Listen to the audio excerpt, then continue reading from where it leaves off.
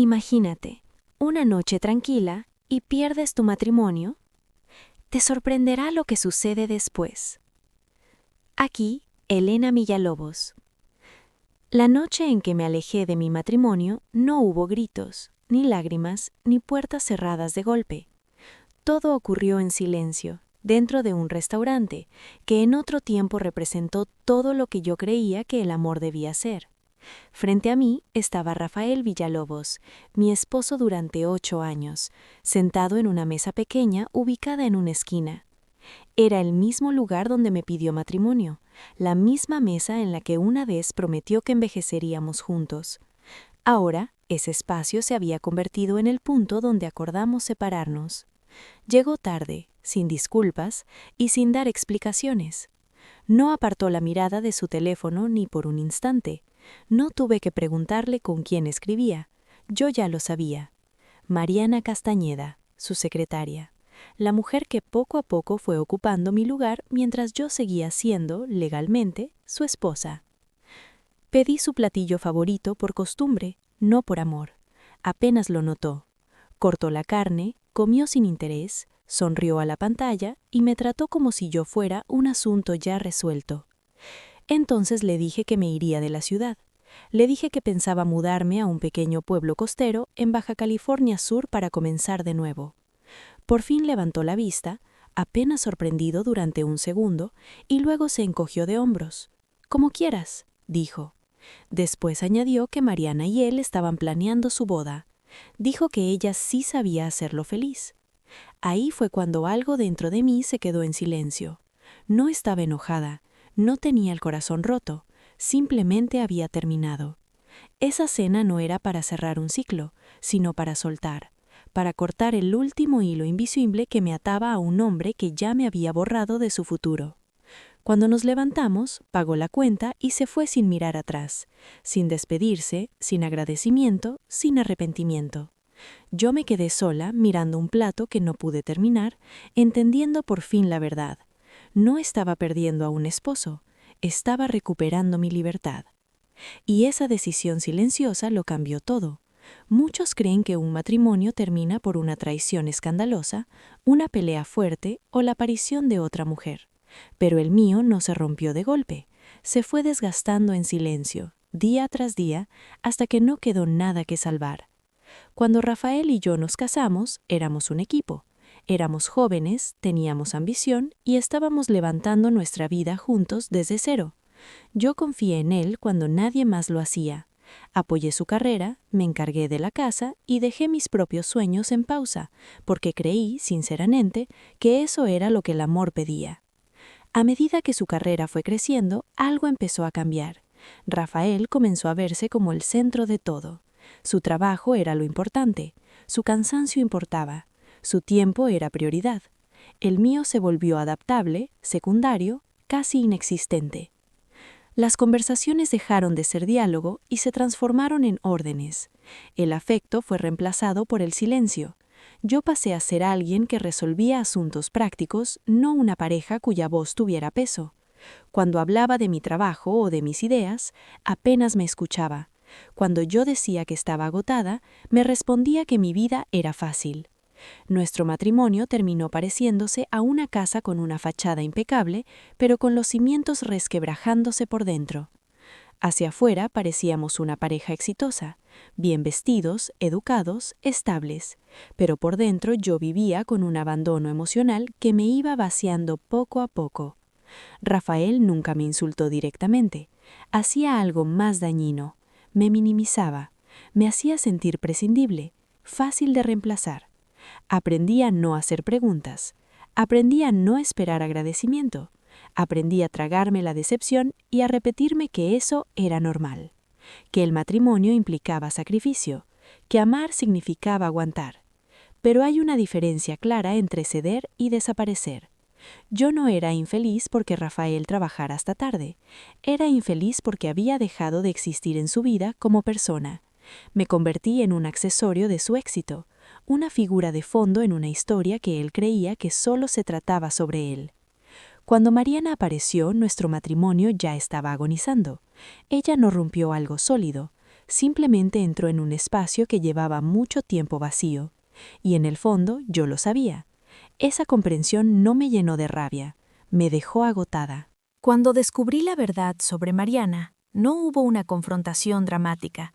No hubo gritos ni lágrimas cayendo sobre el piso de la cocina. Lo que sentí en ese momento no fue enojo, fue claridad. Encontré los mensajes por casualidad. Rafael había dejado su computadora abierta sobre la mesa del comedor. Apareció una notificación. Su nombre. Un emoji de corazón. Palabras que antes eran solo mías. Leí lo suficiente como para entenderlo todo. No hablaban como dos personas que acababan de cruzar un límite. Se hablaban como quienes ya estaban viviendo en un futuro en el que yo no existía. Había planes, bromas privadas y comentarios sobre mí, sutiles pero crueles. Cerré la computadora con cuidado, como si cualquier ruido pudiera romper la frágil calma que me mantenía en pie. Esa noche, Rafael volvió tarde. Traía consigo un perfume que no reconocía y una seguridad que no era real.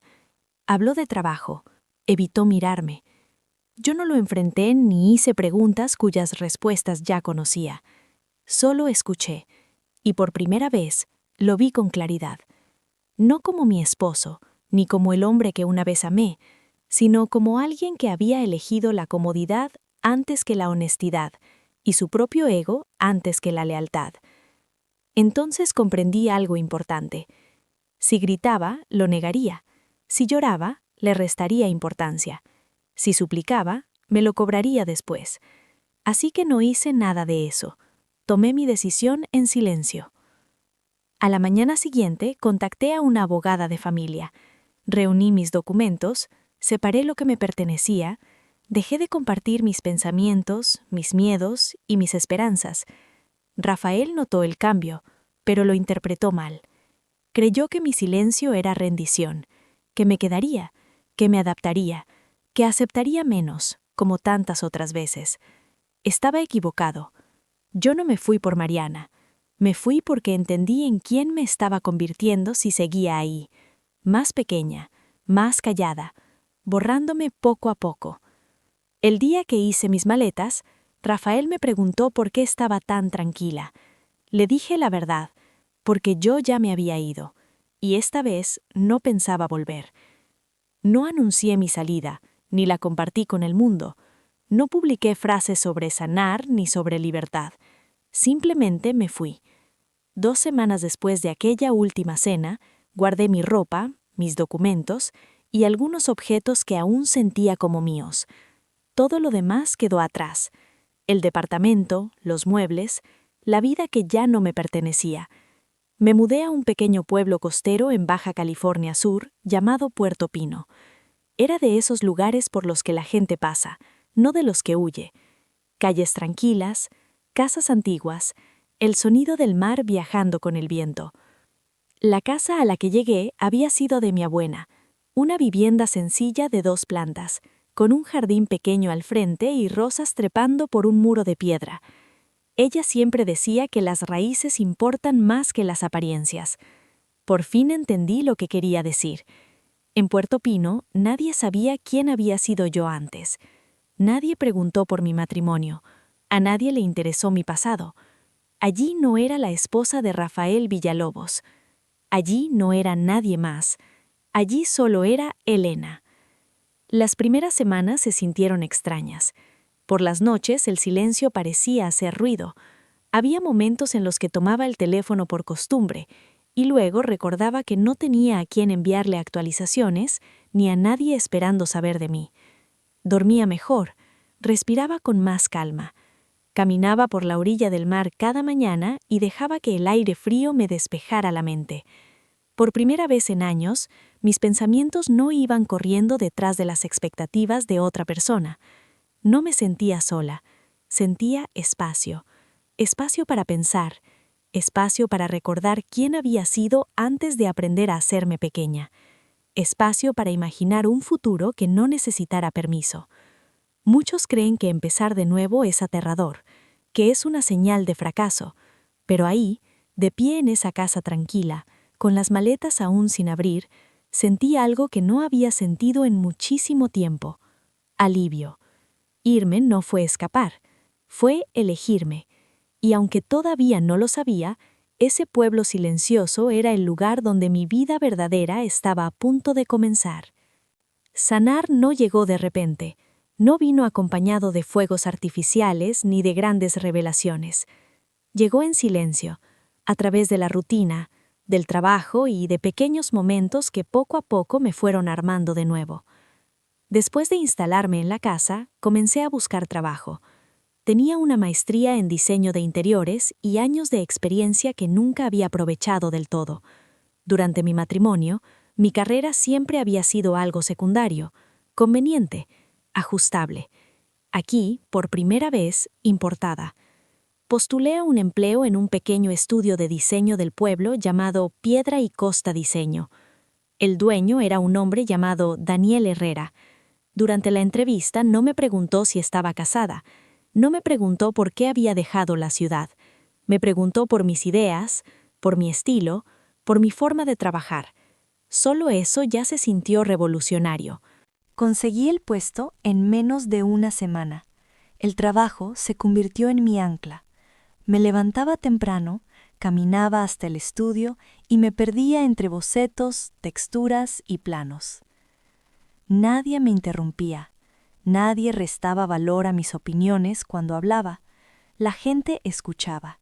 Daniel confiaba en mí, me daba responsabilidad en lugar de vigilancia, retroalimentación en lugar de control, respeto en lugar de exigencias. Fuera del trabajo, mi vida seguía siendo sencilla. Cocinaba para mí, cuidaba el jardín, leía libros que había comprado años atrás, pero que nunca había tenido tiempo de abrir. Mi teléfono permanecía en silencio. Y por primera vez, ese silencio se sentía en paz, no vacío. Dejé de hablar de Rafael. Dejé de repetir discusiones antiguas en mi cabeza. Dejé de preguntarme qué podría haber hecho diferente. Sanar no era borrar el pasado, era dejar de vivir dentro de él. Poco a poco me sentía más fuerte, más presente, más real. La mujer que había pasado años reduciéndose ya no estaba. En su lugar había alguien más callada, más firme y mucho más consciente de su propio valor. No me estaba reconstruyendo para demostrarle nada a nadie. Me estaba reconstruyendo porque por fin mi vida me pertenecía. La noticia de la boda de Rafael me llegó igual que casi todo lo relacionado con mi vida pasada, distante, apagada, sin peso real. Fue mi amiga Clara quien me lo contó.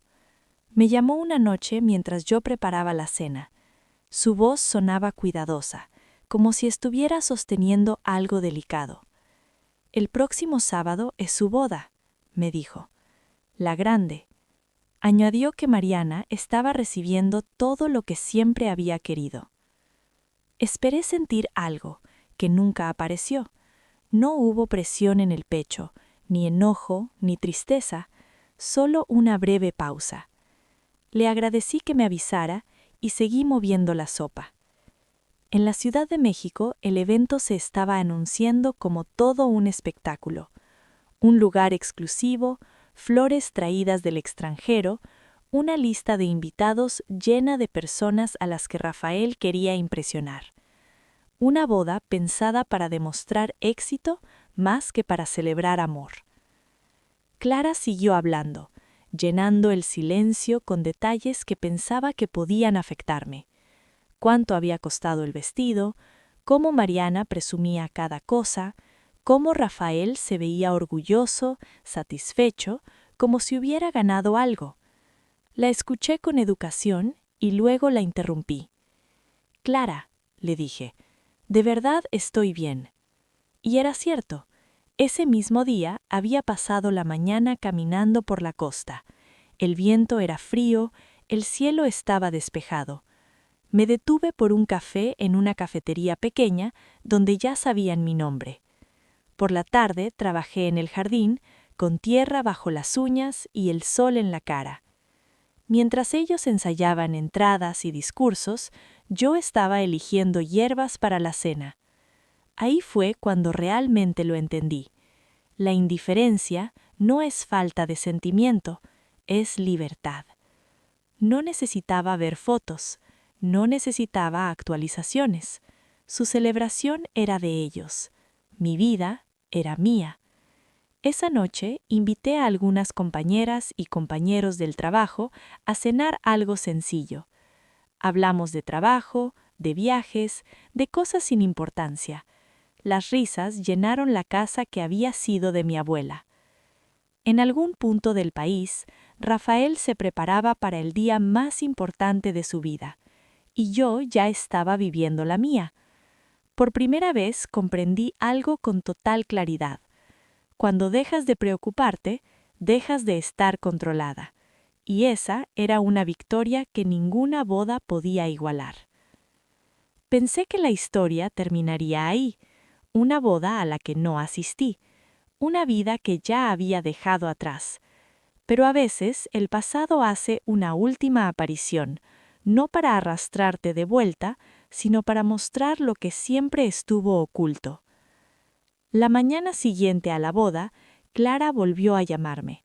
Esta vez no intentó suavizar el tono. «Elena, ¿estás sentada?» Sonreí para mí misma y tomé un sorbo de café. Estaba de pie en mi cocina, con el sol cayendo sobre la barra. «Estoy de pie», respondí con calma. «¿Qué pasó ahora?» «Hubo un invitado inesperado en la boda, alguien que te conoce. Y eso que estoy a punto de contar cambiará por completo la manera en que ves toda esta historia». Eso sí llamó mi atención. Resulta que el padre de Rafael había invitado a un viejo contacto de negocios, un hombre llamado Francisco Molina. Francisco había conocido a mi abuela años atrás. Era ruidoso, amable, de esos que hablan más cuando beben. Clara contó que casi al final de la recepción, Francisco estaba sentado con otros invitados, copa de vino en mano, contando historias en voz lo bastante alta como para que media sala lo escuchara. Empezó a hablar de un viaje a Baja California Sur, de un pueblo pequeño en la costa, de haberse encontrado con la nieta de una vieja amiga. Sentí el pecho apretarse, apenas un poco. «Hablaba de mí», continuó Clara. «Contaba lo bien que me estaba yendo. Mi casa, el jardín, mi trabajo».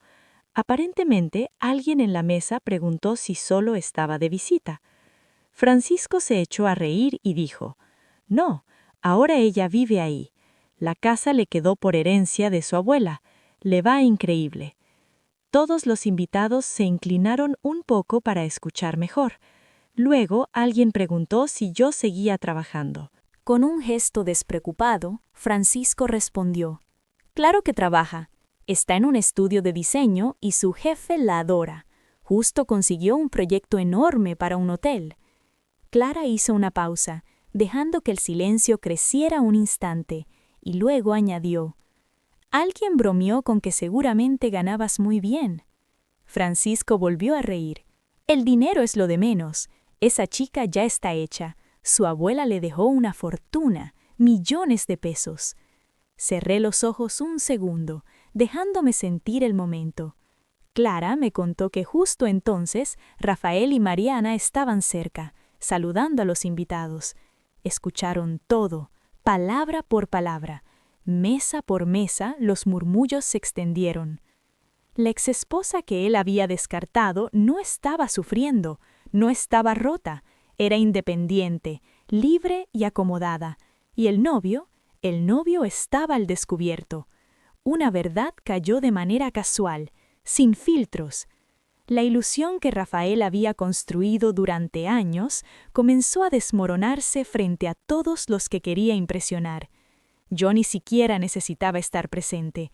La realidad había llegado sola. Clara decía que la atmósfera en la sala cambió en ese instante. Rafael permaneció inmóvil al principio, con una sonrisa tensa, como intentando procesar lo que escuchaba. La mano de Mariana se aferró a su brazo, su expresión una mezcla de sorpresa y cálculo. Los susurros empezaron bajos y crecieron rápido. Las miradas se cruzaban, los teléfonos bajaron lentamente mientras todos buscaban entender. Rafael había construido su identidad sobre la percepción, el éxito, el control y la superioridad, y en cuestión de segundos, esa fachada cuidadosamente elaborada se estaba resquebrajando. Alguien rió, incómodo. Luego, alguien lanzó una pregunta que jamás debería hacerse en una boda. ¿Es cierto? Rafael volteó hacia Mariana, sin suavidad ni cariño, con la mirada de un hombre que acaba de darse cuenta de que el suelo desapareció bajo sus pies. ¿De qué hablas?, preguntó, la voz cortante. «De millones». Mariana intentó sonreír, restarle importancia. Ya sabes cómo exagera la gente cuando bebe. Pero la duda ya había prendido raíz. Otro invitado del sector financiero mencionó un rumor de que Rafael había estado pidiendo préstamos pequeños para cubrir algunos gastos. Fue en ese momento que perdió el control. Gritó. Las copas vibraron sobre las mesas. Exigió respuestas. Mariana intentó detenerlo, susurrándole que todos miraban, pero ya era tarde. Agarró una copa de champaña y la aplastó con la mano. La sangre manchó el mantel blanco. Alguien gritó. La música se detuvo y él gritó también. Todo explotó. Acusaciones, furia, arrepentimiento, todo al mismo tiempo. «¡Me mentiste!», gritó Rafael. «¡Me hiciste quedar como un idiota!». Los invitados dieron un paso atrás. Los padres corrieron hacia él. El personal del lugar se quedó paralizado. La boda, que debía ser elegante, se convirtió en un espectáculo que nadie podía ignorar. Rafael volcó una mesa. La comida se esparció por el piso. El pastel quedó intacto solo un instante antes de caer también en medio del caos. Mariana lloraba desconsolada. Su vestido impecable se manchó y su corona se deslizó del peinado. Ese es el precio de vivir solo para las apariencias. Cuando la fachada se rompe, ya no queda nada que te sostenga. El hombre que pensaba que lo había logrado todo quedó expuesto, humillado y completamente solo en medio del salón. Yo, mientras tanto, estaba a kilómetros de distancia, regando las plantas en mi jardín. Y aún así, la verdad lo había alcanzado, no por venganza, sino por pura realidad. Lo que ocurrió en esa boda no se quedó encerrado en ese salón. Clara me contó que las grabaciones empezaron a circular incluso antes de que los invitados llegaran a sus autos. Un novio gritando, mesas volcadas, sangre sobre un mantel blanco. Una novia llorando mientras la gente filmaba en lugar de ayudar. Para la mañana siguiente, el material estaba en todas partes. Sus socios lo vieron, sus clientes lo vieron. Inversionistas que antes admiraban su disciplina y liderazgo vieron a un hombre incapaz de controlar sus emociones en público, y mucho menos en una junta importante. Reuniones se cancelaron, llamadas quedaron sin respuesta. Contratos se retiraron en silencio.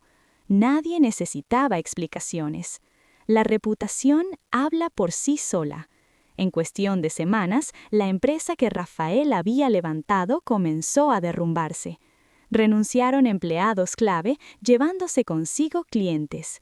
Nadie quería seguir siendo leal a un líder que de la noche a la mañana se había vuelto un riesgo. Mariana desapareció del ojo público con la misma rapidez. El embarazo del que tanto había presumido dejó de mencionarse. En lugar de admiración, llegaron los murmullos. Puertas que antes se abrían, ahora se cerraban. Rafael trató de salvar lo que pudo. Cenas con posibles clientes, promesas que no podía cumplir, disculpas tardías. Pero la confianza, una vez rota, no vuelve solo porque lo exijas. Clara me contó que empezó a beber demasiado, que se veía más viejo, más delgado, como alguien que espera malas noticias cada día. Yo escuché sin sentir satisfacción. No sentí victoria ni alegría, solo distancia.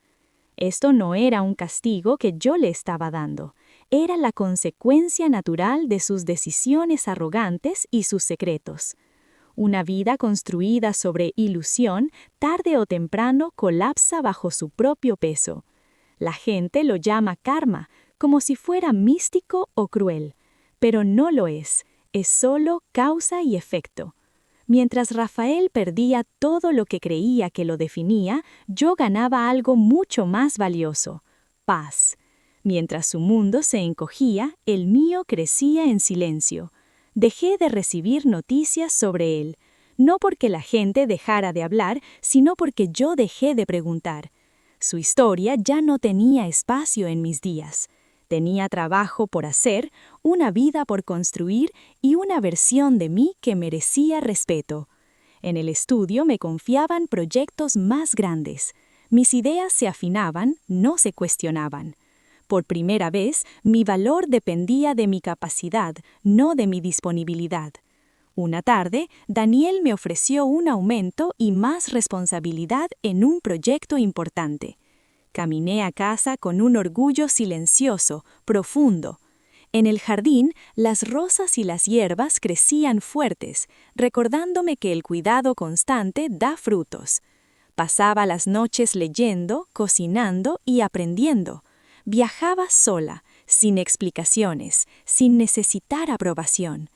Comprendí que no había escapado de un matrimonio fallido, sino de una versión de mí misma que creía que el amor exigía sacrificios sin fin. La libertad llegó como propiedad de mi tiempo, energía y futuro. Rafael pensaba que batallaría sin él, pero yo me sentí liberada. La verdadera fortaleza es saber cuándo irte sin destruirte.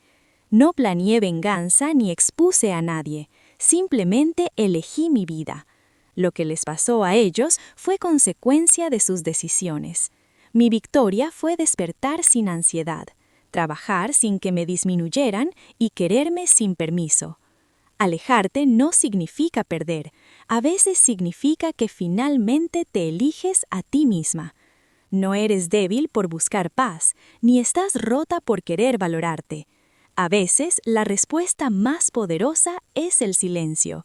La mayor revancha es vivir bien. No olvides suscribirte al canal, darle like al video y dejar un comentario. Realmente me ayuda y me motiva a hacer más contenido. Gracias por tu apoyo.